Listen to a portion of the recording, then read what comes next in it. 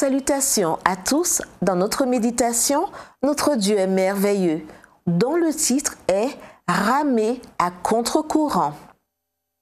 Faites tout sans murmure ni discussion, pour être irréprochables et purs, des enfants de Dieu, sans reproche au milieu d'une génération corrompue et perverse, parmi laquelle vous brillez comme des flambeaux dans le monde. Philippiens 2, versets 14 à 15. J'ai récemment lu sur les causes de la chute de l'Empire romain. J'ai vraiment eu l'impression de lire le journal d'aujourd'hui, comme l'a écrit Édouard Gibbon dans sa monumentale Histoire du déclin et de la chute de l'Empire romain.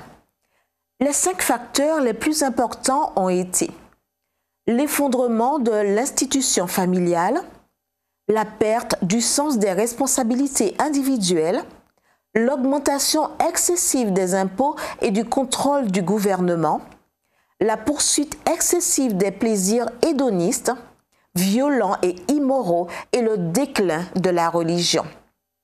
Comme c'est intéressant. Le plus puissant empire du monde antique est tombé. Non pas à cause de la puissance des armées d'invasion, mais à cause de la perte de ses valeurs morales et religieuses. Quel défi pour nous aujourd'hui! Comment allons-nous élever nos enfants dans une culture comme la nôtre, qui appelle le mal bien et le bien mal? Dieu cherche aujourd'hui des hommes et des femmes qui sont parvenus à la royauté pour une occasion comme celle-ci. Des hommes et des femmes qui oseront se dresser contre les attaques qui menacent de détruire nos familles. La question est de savoir comment nous le ferons. Nous le ferons en avançant non pas avec le courant, mais à contre-courant. Ce fait est bien illustré par le docteur William Doherty à travers l'analogie du fleuve Mississippi.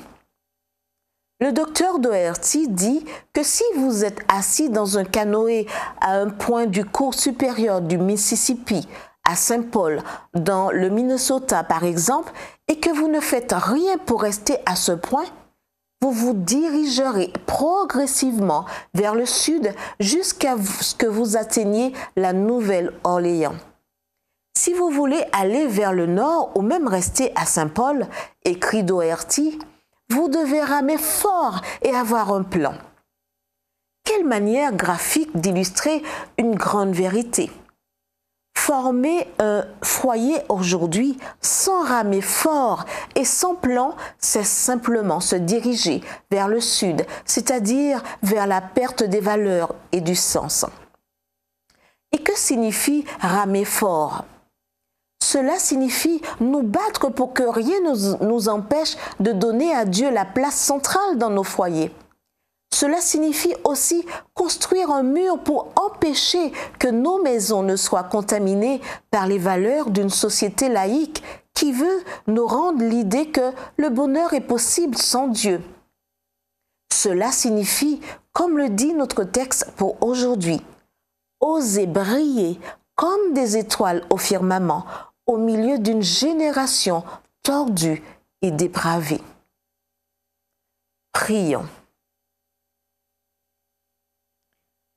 Aujourd'hui, je veux être, Seigneur, une de ces étoiles qui brillent pour toi, en commençant par ma propre maison. Au nom de Jésus. Amen.